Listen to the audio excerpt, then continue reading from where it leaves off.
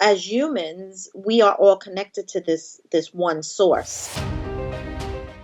We're very ageless. We don't come in as an age for our soul. We come in as an age for our bodies. We all have connection to this greater wisdom beyond our human ego, our human identity. And who are you? What are you? What am I hearing? And they were like, we are your guides. Whatever work you do for yourself, you're doing for everybody. Let's start dreaming the new dream for the planet. Everybody now needs to find a way to get a direct dial to a power greater than us that can help us get past being doomed in our limitations of our comfort zone.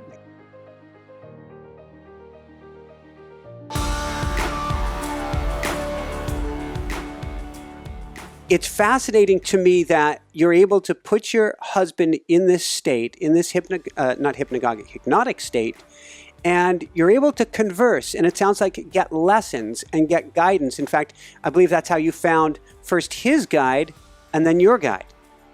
That's exactly right. That's how one evening he started talking.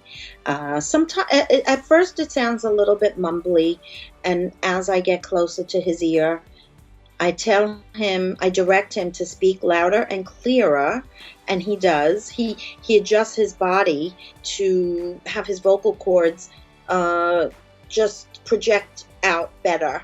And one evening he told me, he started speaking, and I thought he was channeling a relative or a past life. And the spirit guides introduced themselves as such. Callie is here. Now that is his guide. And I said, who? Callie's here. And from that point on, whenever a guide would introduce themselves, that is how he says it. So one night, it was my guide, Malik, M-A-L-I-K. Mm-hmm. I asked a lot of questions. I said, can you please spell the name? And I would hear, Malik is here. So I would speak to them just as if I'm speaking to you. Hi, Malik. Hi, Kim. How are you? I'm fine. How are you? And it's a regular conversation.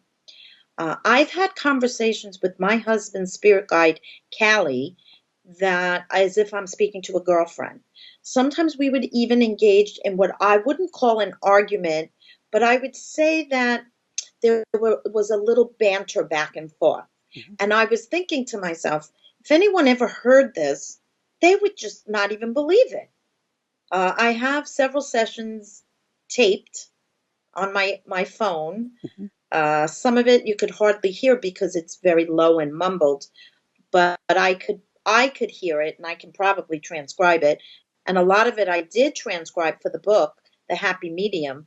But there have been so many conversations that have ensued since the book that, one of the predictions that she told me was when Obama, it was right before the election, and I said, do you know who will win the presidency?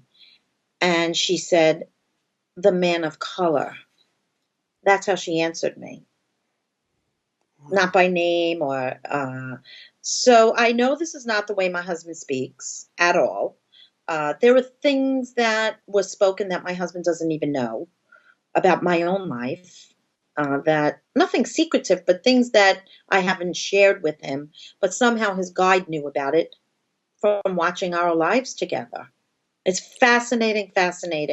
And I have a very scientific mind. Mm-hmm. I am not gullible. I like things to be proven. I would have been a very good investigator if I were not a psychic medium. I coach a lot of people, and it seems to be a theme lately among, a subset of my clients, that people are experiencing what I would call hitchhikers or unwanted or uninvited guests. What do we do if we experience something like this? What are some do's and don't do's? Yeah, I call them attachments, and hitchhiking is a good way to say it because they can actually hitch up to your energy field and they can feed off of it. A couple of ways to find out if you have an attachment is you would really be tired a lot without doing much in your day. You would find that it just unusually tired, especially if nothing has changed and you're getting enough sleep. I find that being lethargic and not feeling grounded, meaning spacey. You feel spacey. You can't concentrate. You cannot focus. So many people are taking medication for that when in fact they may have an attachment.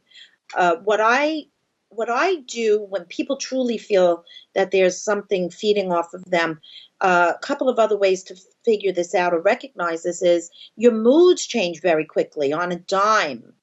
Is if you start crying all of a sudden and you have no reason, no rhyme or reason, you may be experiencing that entity's emotions, especially if you didn't even change rooms or you didn't change your location.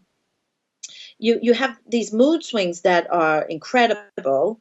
You have thoughts that is sort of like what I call interference, thoughts that normally would not be something you would think of.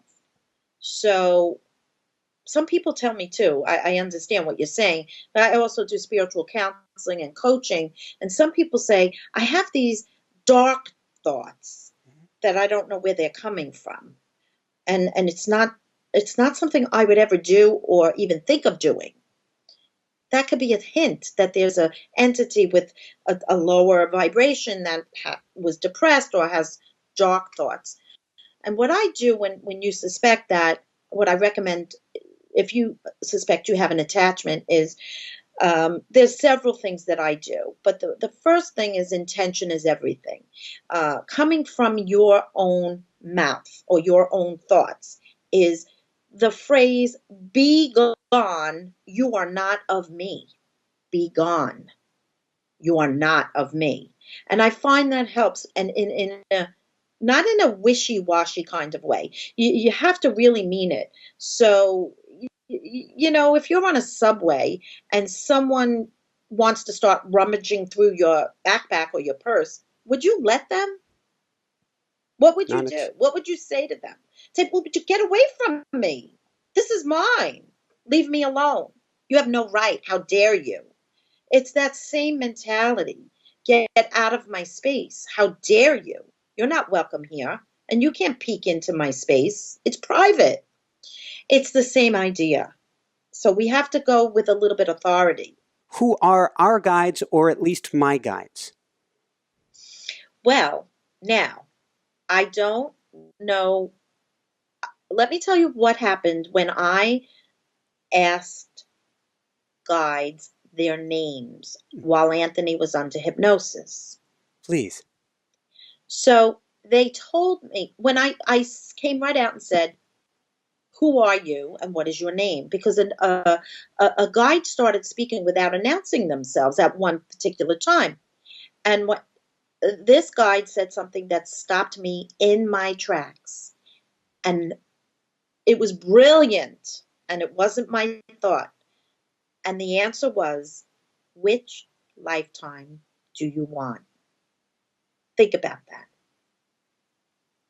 So, of course, I believe in past lives and future lives and reincarnation.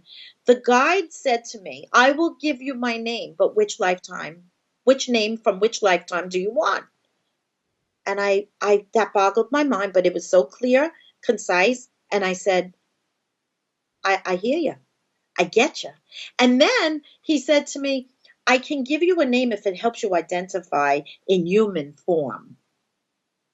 And Wow. I said, yeah, I want a name, because that's just me. I want to be able to refer. As humans, we refer to each other by a physical name. When we get in the spirit world or in any other world that we may venture off into, any other universe, we don't necessarily use names, but we recognize energy or vibration. So a snowflake under a microscope has so many different facets and points, and each snowflake is different. That's how we recognize each other in terms of energy. But what I will tell you, I see you have a huge Asian influence. I don't know if you know this. Tremendous Asian influence. What do we do for our kids? How do we help our kids with this? And how do we tell if our kids have some of this ability as well? Well, they're born with the ability because it's just naturally who we are, all of us. It's the energy system that we come in with is naturally connected to one source, and this source I call God. It's not about religion; it's about energy. And if you're an atheist, even some atheists have said to me, well, I do believe there's some sort of higher power. I don't quite know what it is. So I'll even say that for the people out there that may never have considered that there is a God. But if you consider that there's a higher power that has created the universe and created everything in the universe and makes, the oceans flow and the sun rise every day, then you have to understand that as humans, we are all connected to this one source, and so it's ingrained. It's like inherent in our energy field. It's not separate, and so some people are come. If you believe in past lives, we're very ageless. We don't come in as an age for our soul. We come in as an age for our bodies, right? So you've heard the term, oh my goodness, my son is an old soul, my daughter's an old soul. Well, pretty much that means they probably lived a recent life on earth so that they come with this knowledge that they shouldn't know, and they remember it very quickly because they were here not too long ago, okay? That's number one. Number two, since the soul has no age, we just have to remember what this world is trying to teach us to forget. So it's a system, it's a program, it's a total program. We're programmed to compete, right? What about all these beauty pageants that we have on television? The young girls has to be prettier than the next, and then they have to win. They have to win. That says one is better than the other. So there's that separation right off the bat. You go into school, there's the teacher's pet that I talk about. Right away, we learn separation, that they're better than me. I'm not as good as them. They're smarter than me because they got into Harvard and I didn't. Or my parents can't afford that kind of college or college at all. So we forget the gifts to go within, and we have to kind of compete in society. That's what I'm talking about. That's the program that society conditions us to forget about the gifts we have. I'm thrilled to see people that have natural talents. I love that TV show now, America Has Talent, or England Has Talent, or Britain Has Talent, because it's teaching us to dig deep and use our creative side, which is the right side of our brain, not the logical, programmed left side, which gives us all the logic. But logic in what dimension? Like, why do we care about the third dimension? All of the spirits that you've heard from, all of the guides, what advice would you have for us based on that? I know that's such a global question, but where do we begin for ourselves? Well, that's actually where it all begins, right? We cannot change the world unless we change ourselves first, and how we look at things and how we deal with things. What I tell my children and I tell my clients and I tell everybody is we need to stay in our own lane.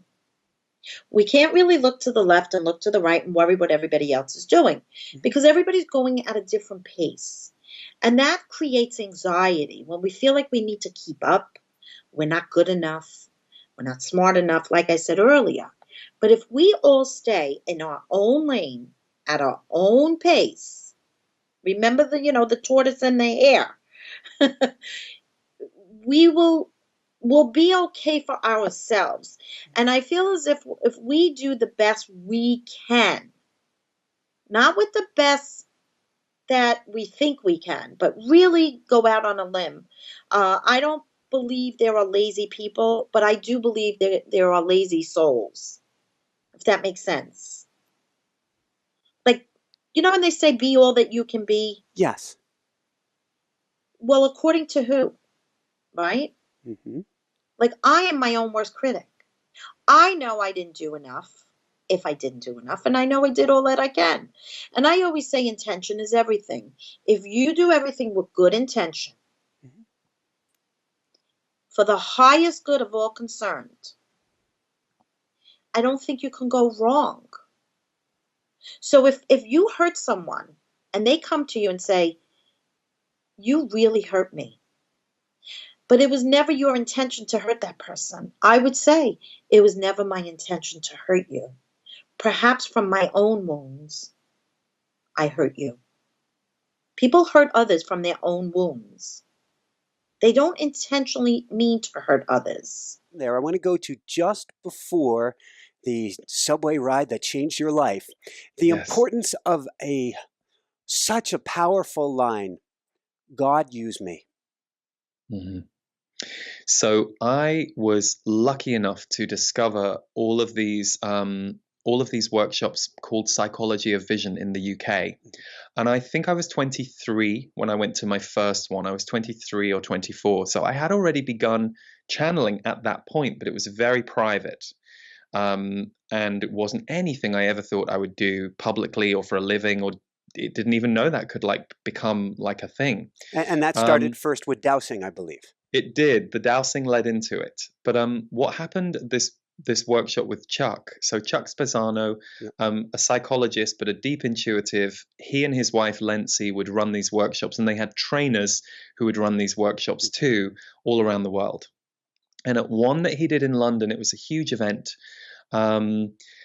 He asked all of us, he said, what if your plan for your life wasn't as good as it could be? What if you surrendered to God and you said, God, use me? Imagine how your life would change. All of you who are willing to say, God, use me, and surrender your plan to God, come up here to the front. And there's probably, 300, 400 people in this room. Yeah. And about 150 of them all literally went, yeah, kind of went running up to the front and, really thrilled because either they've done these workshops before or they just know the principle. Then there were about another 100 people who were like, well, I'm not surrendering. No, I've got my plans. And I was in the group that was somewhere in between. Like, there was the part of me that wanted to look as joy-filled as those people, and I fully trusted Chuck and the process of the work. But there was another part of me that was going, no, I'm supposed to be a singer-songwriter. I know I've walked away from acting. This is what I'm going to do. I'm going to go around the world and use my voice to give back to the music that has saved my life, music that might help other people feel, celebrate, expand. But I did walk forward because at that point I was all about just feel the fear, do it anyway, go for things that move you out of your comfort zone. That was what I was doing in my life a lot. And lo and behold, unbeknownst to me, for many, many years, it was 4 months after that day that I did my very first channeled reading for a member of the public. All very unexpectedly, and that just started what has been a 15-year journey working in the transformation field. So thank you. So how did, you said, God use me, and you find yourself on a subway car, kicking back, ruminating, and probably picking on yourself in the process. Yeah. What happened? So I was on my way to my job in fundraising, and I was absolutely thrilled to have a job in fundraising because bear in mind, I was a student for 3 years, then I was in and out of acting jobs for 1.5 years. So suddenly a steady job and a steady income. I had a steady boyfriend. I really wanted steady. And I was so into all the self-development stuff, I couldn't have cared less about turning my back on acting. So I was on my way to this job, and I was definitely processing something that had happened the night before between the two of us. And I was convinced it wasn't my fault. And I literally heard this voice from here, which is where I still hear them positionally, the left side of my head and just above. Well, that's an interesting idea, but you've got that wrong. I was like, what's all that? Because I'd never heard this before. Like, I was used to thoughts in my brain, thoughts in my head, like, but this was completely different. And I literally just kind of just asked the voice something back and then got an immediate answer. And at first I was like, am I schizophrenic? Is this the point where they put you in the asylum? But what I started to do was just ask questions. And I had seen a channeler about a year before, but I'd been a little skeptical. Not of the wisdom and the intuition that came through him, but I remember coming away and going, well, why does he close his eyes and have to adjust his voice like that? And of course, now I'm the one with egg on my face, because I understand that when you channel, even if your voice changes in a subtle way, it does change because you're bringing something else through that isn't exactly you, even if it's coming through you, so it's filtered through you, but still. So yeah, I just started experimenting by asking questions, writing them down, and that was the key for me. It's why I really recommend that people who channel or speak to their higher self write it down, because then if you start tracking it back a week or two later, you start to see these patterns and you start to see things within it that are a very truthful thread. And it's a way of really seeing, is this working for me? So I'm a big believer in getting everyone to channel. I get people to do it at my workshops, and people who are like, oh, I can't channel. I'm like, oh, yes, you can. Here's the pen, here's the paper, here we go. So yeah, I think it's really important for whether it's your guides or your connection to God or a higher power or whoever or whatever you think or experience it as being, we all have connection to this greater wisdom beyond our human ego, our human identity. And for me, it was and continues to be life-changing. When I get contracted, I speak to them and I'm like, oh yeah, of course. Oh, and my whole body opens up, my whole mind opens up, and I have a very different perspective on things.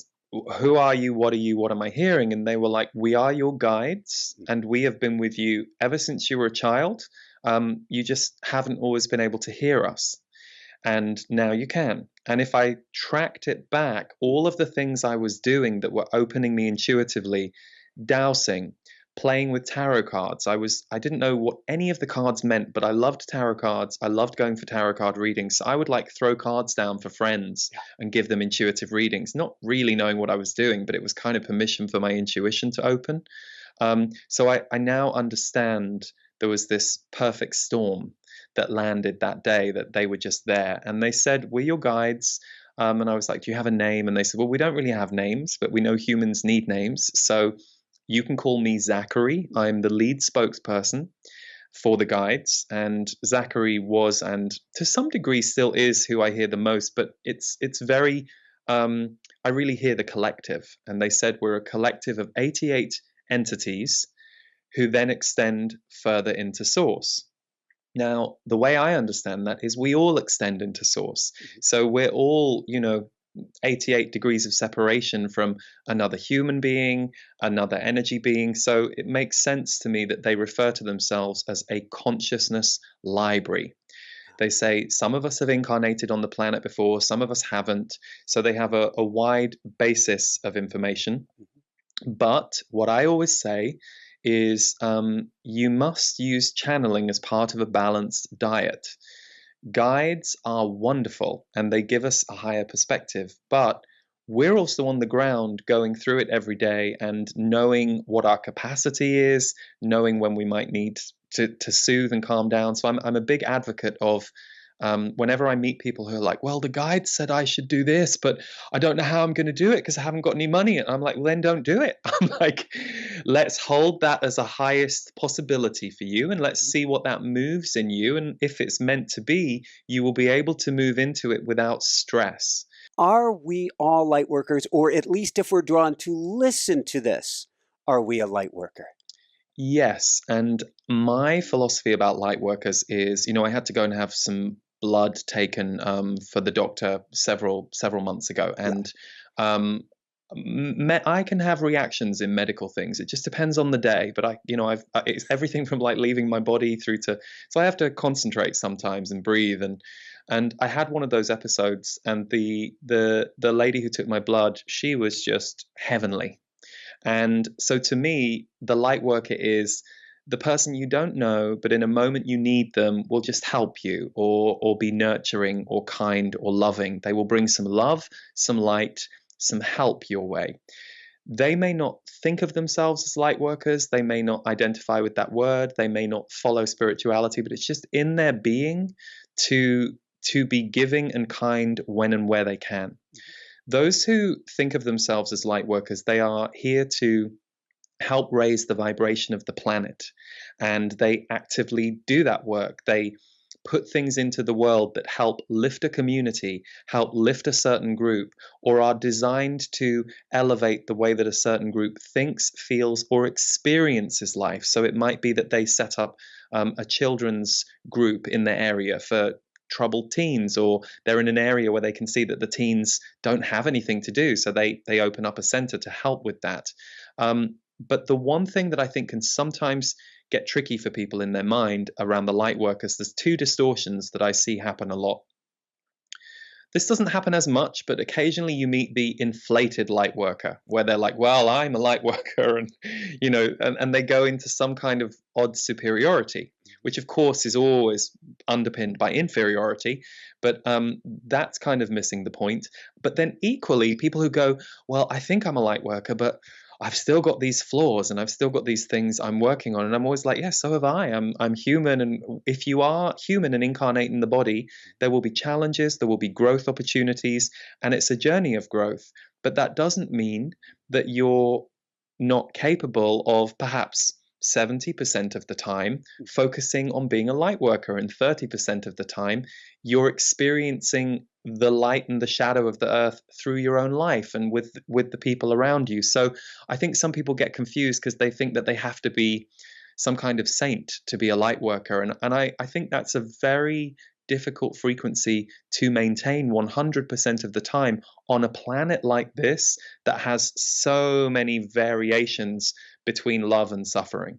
And maybe for most of us, being able to ride that roller coaster without judgment may actually help us to be able to translate or share with others as well. Absolutely. And that has been, I don't know about you, but that has been probably my greatest challenge. I would say in my 20s, I was definitely of that mindset of, oh, well, what's going on? Because I had this breakthrough and now I'm regressed. And I've learned that actually the real act of self-love for me personally, and I think for a lot of other people, is in the moments when I am contracted, or in the moments when I am depleted or struggling. How kind can I be to myself about the fact I'm in that state? And sometimes I do a great job with that, and other times it's not so great. But if I'm aware, I'm like, oh, you're being a bit hard on yourself. You're just tired. It's okay. You can stop. You can rest. And for me, certainly that is not something I was ever trained into. So that's something I have to work on with and for myself as an adult, which the Z's have helped immeasurably with. But I believe we came incarnate in a physicality to learn about how to work within this dense, heavy physicality. Absolutely. And I notice it. I've met lots of people over the last year who've done ayahuasca, and there's a real difference to me between how integrated they are with their journeys.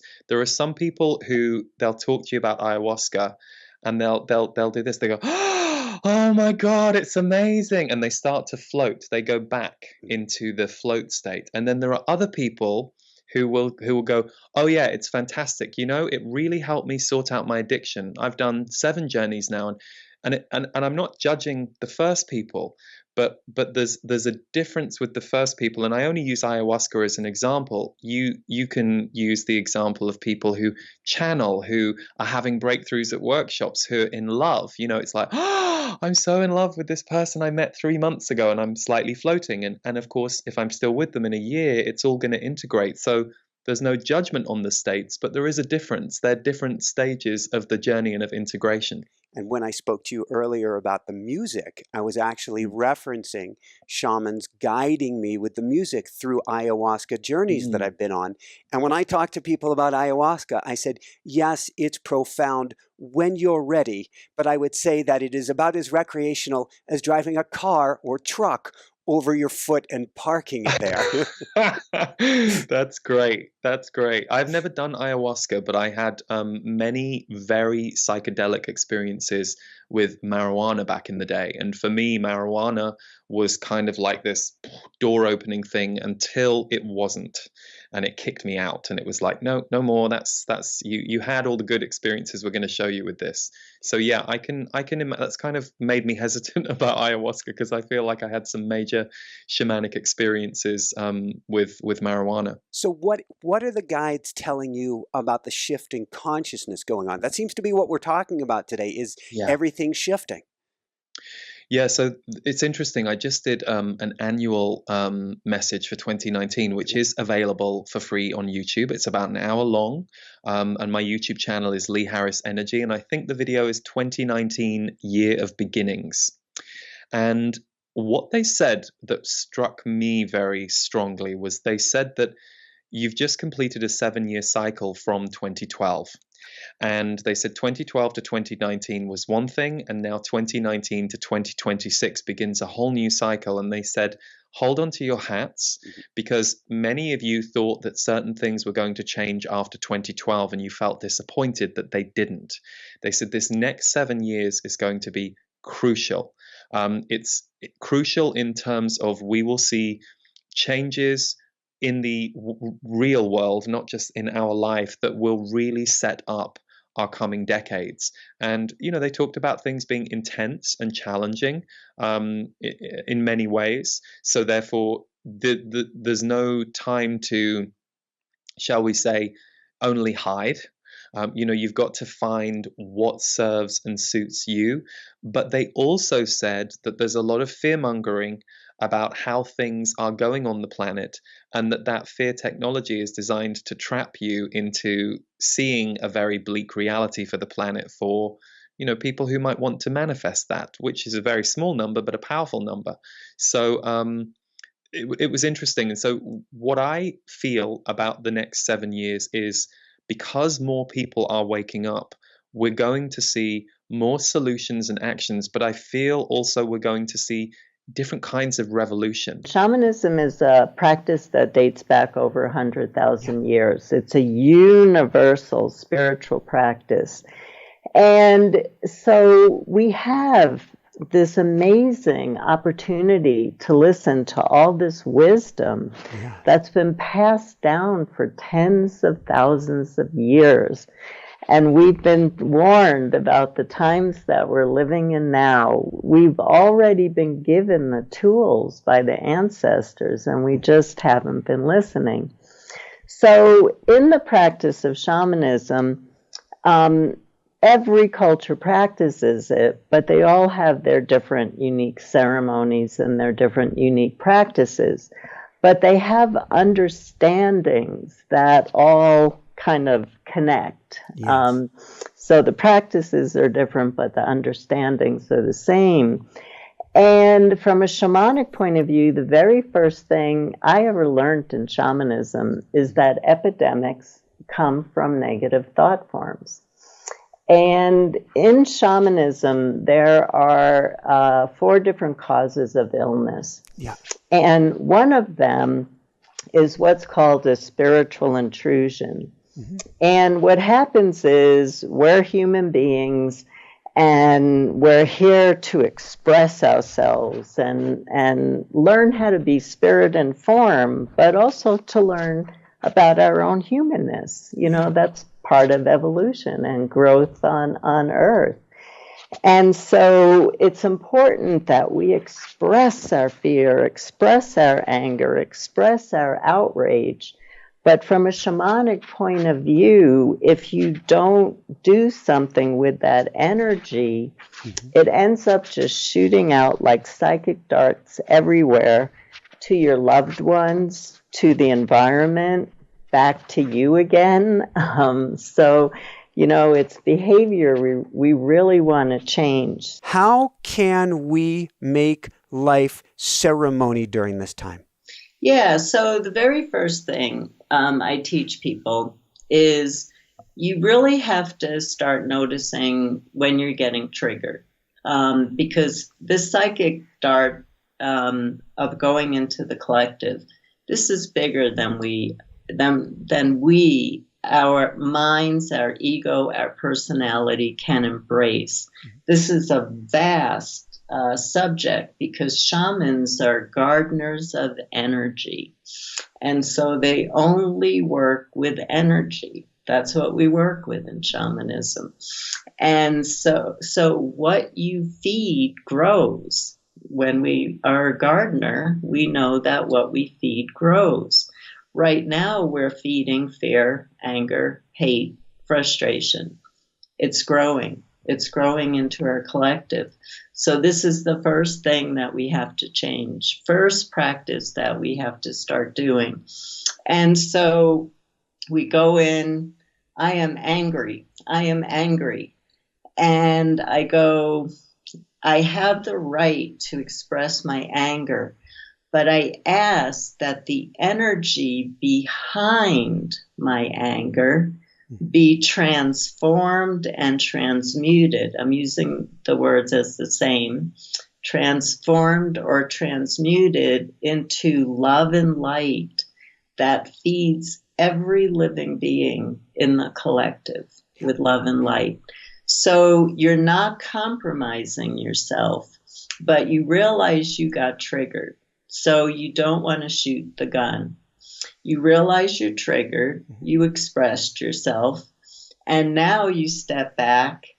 And so here are a few different ways that you could work. What I do is what I just said. I just say to myself, I ask that the energy behind my emotions be transmuted to love and light that feeds all of life and include yourself in there too. Another one that I really, this works like magic. So shamanism embraces unity theory, that we're all one. So let's say there's a political leader that you hate out there, and you're sending hate, hate, hate, hate. That's going to hurt you bad. It's that hate is just coming right back to you. It's coming back to your grandchildren. It's coming back to your children.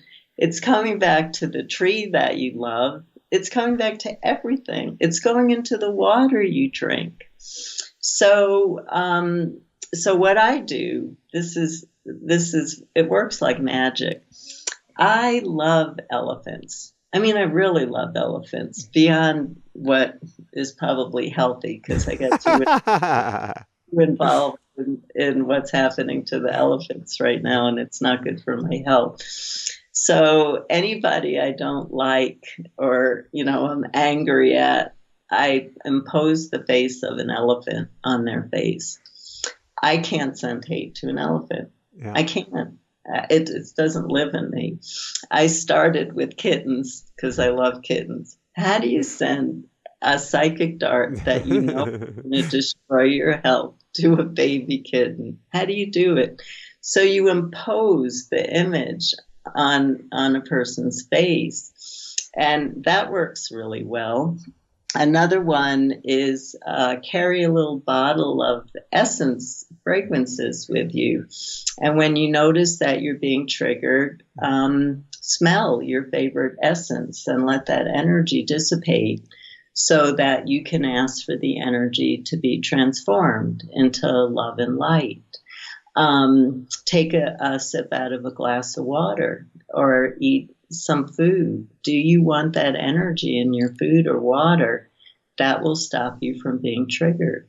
And it will get you to be able to say, I ask that energy be transformed into love and light. So that's the very first thing we have to do because we have to clear the collective of the darkness. The shadow is so dark.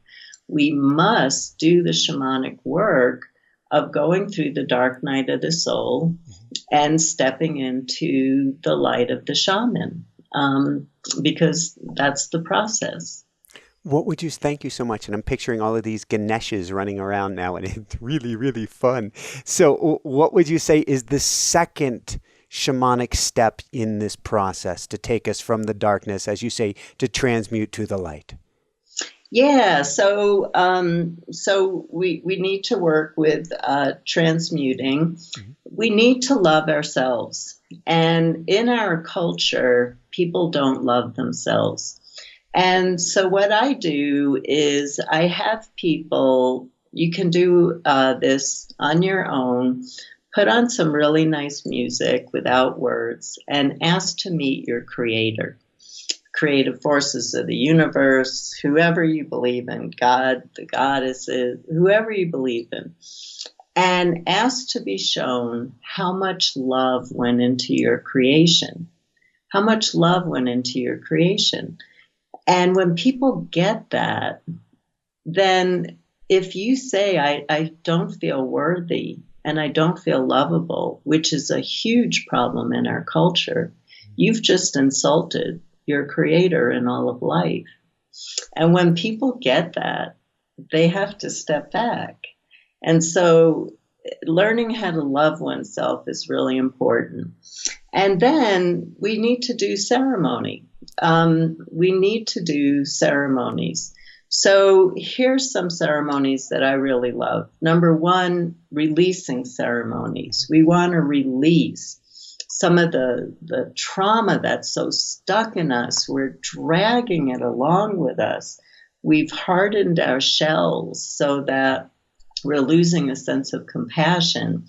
And so we have to let go of all the stuff, the old stuff that we're just dragging around with us, that's not letting us step into another part of evolution where we could have a different perspective on what's going on in the world. So again, elements are so important for doing a ceremony. You can take something that you're really upset about from your past, and you can blow it into a stone, and you can bury it into the earth, but don't bury the negativity into the earth. Again, ask that it be transformed into love and light that the earth uses as creates new fertile soil with. So, you're not dumping. Don't dump into the elements, but start to identify what's the pain that you're carrying that's being reflected out in the world right now. Because the more everybody does their own work, and shamanism, again, going back to oneness and unity, it's understood that whatever work you do for yourself, you're doing for everybody. So you identify a trauma inside of you, an old trauma. I don't feel worthwhile. I don't feel equal. I don't feel like people recognize me. I don't feel like I'm empowered. And start to release those states of consciousness. You can do fire ceremonies of creating a stick with winding yarn around it and blowing what you're releasing into it so it embodies it, and you put it into the fire. You can even do it at home with a piece of paper and burn it in a bowl. Write down what you're releasing. Blow bubbles into the air with what you're releasing, but ask that it be transformed to love and light. Bring it to the water. Use the elements. And then the reverse of that, let's start dreaming the new dream for the planet. We got to put that in. There's so much dissolution happening. Let's start building the new structure. Let's start building that new invisible field of substance that turns into form. And so start to do ceremonies. I would like to see people wake up to, we need clean water. I would love to see equality all over the earth. Give your wishes to the elements. And what happens is in ceremony, here's you. Mm-hmm. You step out of your ego and you step into your divine self. And then you fully align with the universe. You make a connection like a phone line. Every time you do a ceremony, you've made a phone line connection and said to the universe, please help me manifest this. And the universe will work with you. If you've been doing your spiritual practices and you're not just talking about doing them, but you're doing them, the universe will work with you to bring about what we need in the right timing. Again, we're very focused on very small periods of timing. And one more thing, lastly, the last practice that I'd love to share. This is the practice that has become the most popular in the world right now, including my students who are bringing spiritual practice into the hospitals to help with the COVID. It's called transfiguration, and it's where we understand that we're more than a body, we're more than our mind. We are a reflection of our Creator. Our Creator is only radiant light. And so the easiest way to do this is I have people imagine their favorite star growing in their solar plexus and letting that light fill every cell. And if you do that for like 15 minutes a day, it's amazing how your health will improve. Put on some music, do it for a few minutes a day. But then let that light flow outside of you and allow it to see it going within and throughout the entire earth, touching all of life.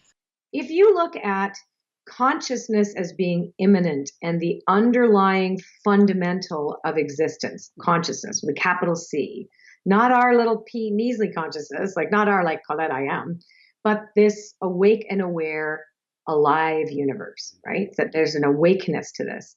When we become aware and when we make a conscious effort to be aware, so in other words, we choose awareness, and we approach an oracle, for example, and the oracle operates on synchronicity, which is it is an intentional calling in of meaningful coincidence.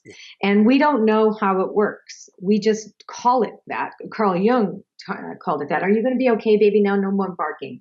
Carl Jung coined that term. Oh, you better not do that.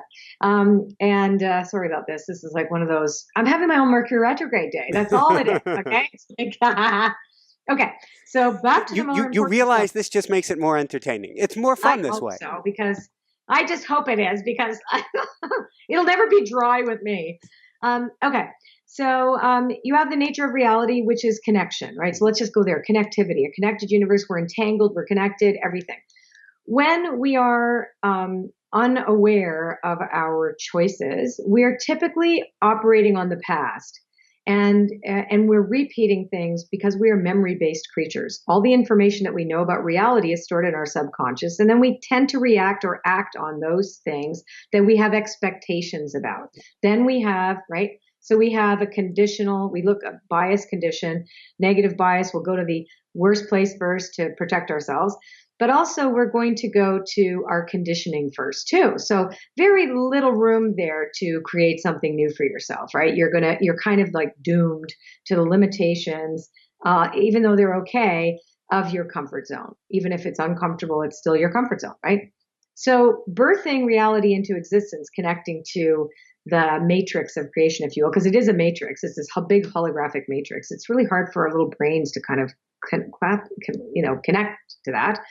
But with intention and awareness, we become a partner.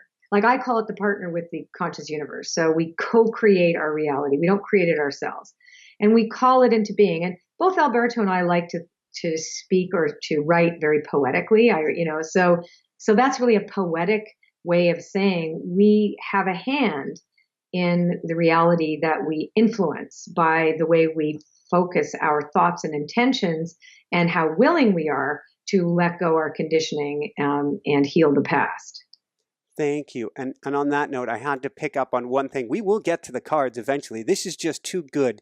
You said that we and obviously you were saying we don't have to be, but you said doomed to the limitations of your comfort zone. Yeah. So when I say that, I mean like there's a lot of people that are perfectly happy to stay in the familiar, right? The unknown is scary. And that's what I talked about in my book, Uncharted. I think I was on your show for that. Yes. So, what Oracle, and again, going back to Oracle cards with that, because the conversation and why I started my school, same thing. It's like, how do we navigate this? When we say, okay, I want to step into the unknown. I want something more. I want something different. I want something better. I want to be of greater service. I know there's a spark in me somewhere, but I also know I feel like I'm being shut down, and I don't know why, because I don't have access to that information, right? So how do I go beyond the limitations that were set in motion for me by the environment that I grew up in, the environment by my thoughts, feelings, and beliefs, how negative or positive I can be, etc. Whatever I reinforce becomes my reality. What I pay attention to becomes my playground. So if we were to look at a way out, then we need tools, right? So we need some kind of tool, and that's what I'm committed to creating these Oracle cards. But just the thought alone about being doomed, we don't get to go beyond where we were unless some big thing happens to us. That, in other words, life hits us with something and we're forced to change. Well, why not? Why wait till you be forced? Why not do it with, like, you be part of the adventure? Everybody now needs to find a way to get a direct dial to a power greater than us that can help us get past being doomed in our limitations of our comfort zone, right? Oracles are a very odd, weird thing. They have their own consciousness. When they lock, it's like they click into place. That's when I say you have so many. It's not the number, the numerology sequence of numbers. It's the number of themes and images and metaphors that you need in order to lock into place to create a lexicon, which is the fundaments of a language, right? Where your psyche is going to go, oh, I get what that is. Like somewhere, these little tips of icebergs, like these little tiny diamonds sparkling at the tip of icebergs, open up the whole iceberg for you when you put them together. And it is what happens. And I studied this for 30 years. It's like, I've been like fascinated with how the heck does this work? Why do certain cards, is it energetic imprint? What's going on synchronistically, if that's a word, that when you pull a card, sometimes it comes back and comes back and comes back again? Still, because it's a theme that's ongoing in your life at that time. The one card a day, if you start doing one card a day and looking at what do I need to know today about my highest intentions, that's a very simple thing. You can track yourself over time. You can say, oh yeah, I'm still in this. This is interesting. This card keeps coming up over the past 2 weeks.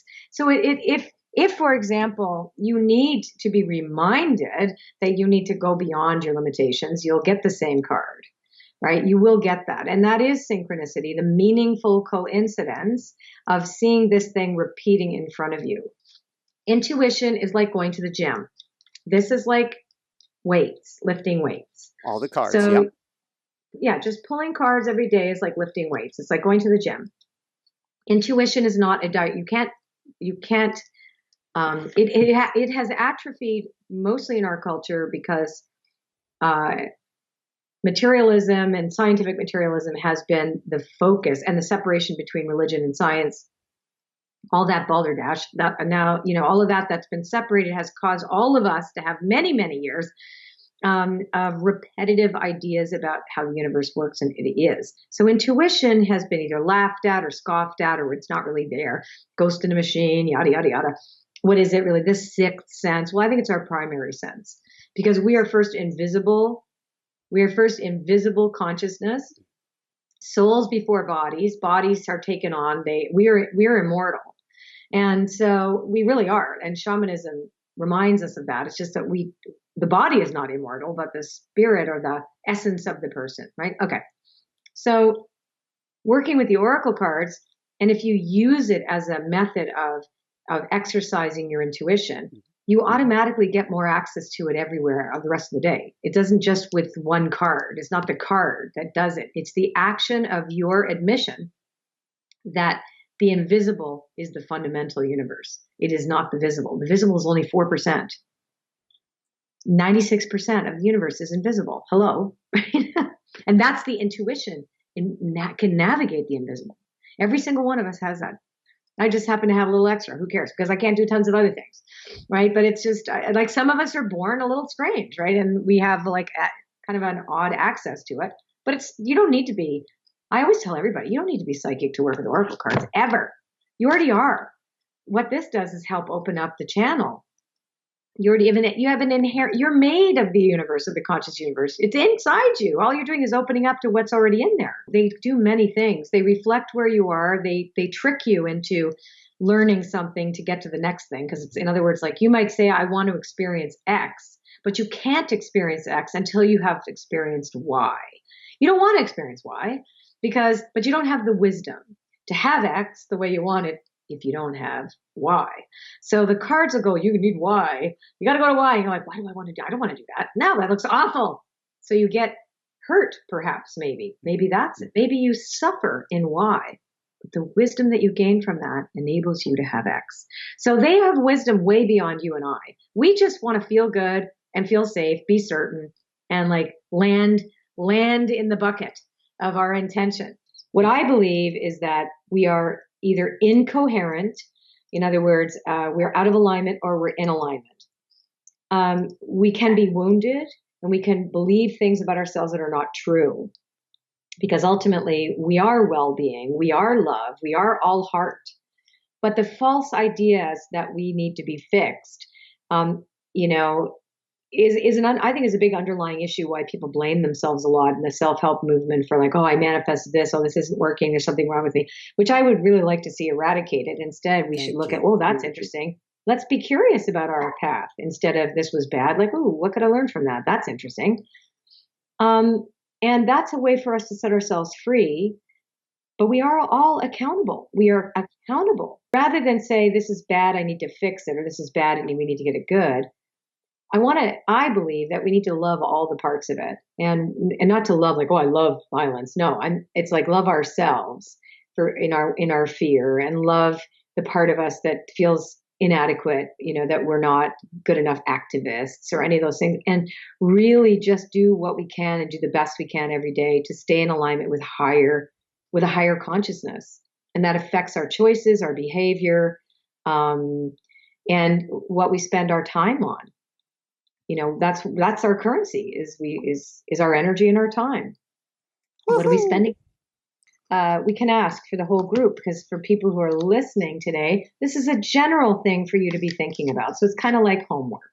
So I'm going to give everybody to say, like, what do we all need to know? All of us here today gathered on Inspired Nation. What do we need to know for our highest good in order to manifest the world that we live in a better, healthier, more heart-based way? And the card is the Holy Mountain, which is about obstacles and moving around them. So no matter what we see in front of us, we have the capacity to move beyond what we consider to be obstacles. And like, for example, oh, I have so much to change. Oh my God, I can't, or whatever, all those things that we say to ourselves that are our limitations. So the Holy Mountain invites you to go on a sacred pilgrimage to acquire vision and perspective. So perspective is, like most of us live with our lives suction cupped onto our faces, like we don't see beyond the end of our nose. So look around, get into that observer, observe the world without being too judgmental about it. Make a commitment to walk with courage, love, and compassion until you see with clarity the perfection of all. So that is about releasing judgment, so that we don't look and say, oh, this is good, this is bad. This is more about, oh, this is what it is. This and that is true. Then we have the power to really choose, because we can't, if we're fighting against something or in denial about something, we can't see clearly. Clarity comes when we are willing to have the perspective that all is as it is. All of us have an innate sense of a relationship to a power greater than ourselves. Why not use something that can help facilitate the conversation? Get away from the superstition that this is fortune telling. None of this is fortune telling. That's the misuse of the cards, is to look into the future too far in advance, because then you're saying, oh, let me predict the future instead of I'm going to create the future. Use them to help you create the future. And you will see how things will change, and how amazing, like how the invisible world wakes up and starts talking to you just when you start to use an oracle. It's crazy. Woo-hoo! That's my wisdom. Automatic writing is perhaps the most cutting-edge tool for connecting with the other side, which is why we've written the definitive guide called the Automatic Writing Experience. To find out more, simply visit automaticwriting.com. It's my favorite way to help you to shine bright. Woohoo!